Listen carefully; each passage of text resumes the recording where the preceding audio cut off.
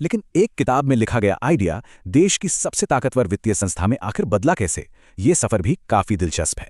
चलिए देखते हैं कि ये सब हुआ कैसे। जरा देखिए कि ये सब कितनी तेजी से हुआ। 1923 में डॉक्टर अंबेडकर की किताब छपी। ठीक 3 साल बाद हिल्टन यंग कमीशन बनाया गया। 1934 तक reserve bank of India act पास हो गया और 1935 में आरबीआई एक हकीकत बन गया। ये एक आइडिया की ताकत का मतलब एक जबरदस्त सबूत है। और हाँ, ये कोई इत्तेफाक नहीं था।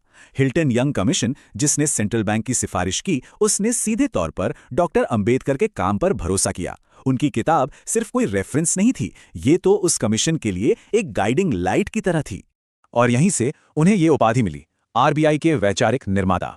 ये सिर्फ एक जुमला नहीं है, ये इस बात को मानना है कि इस इतनी बड़ी संस्था की बुनियाद उनके शानदार दिमाग में रखी गई थी। तो क्या ये सब बस एक दिलचस्प ऐतिहासिक किस्सा है? जी नहीं, बिल्कुल नहीं। डॉक्टर अंबेडकर की आर्थिक सोच की गूंज आज भी हमारे फाइनेंशियल सिस्टम में महसूस की जा सकती है।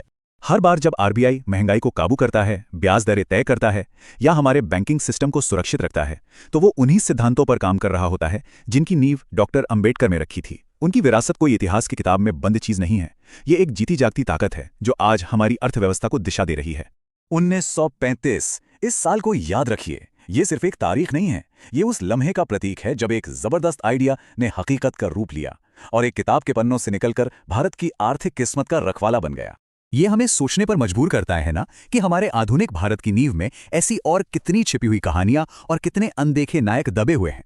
शायद अब वक्त आ गया है कि हम थोड़ा और गहराई से देखें और उन कहानियों को खोजें जो सुने जाने का इंतजार कर रहे हैं। सोचने वाली बात है।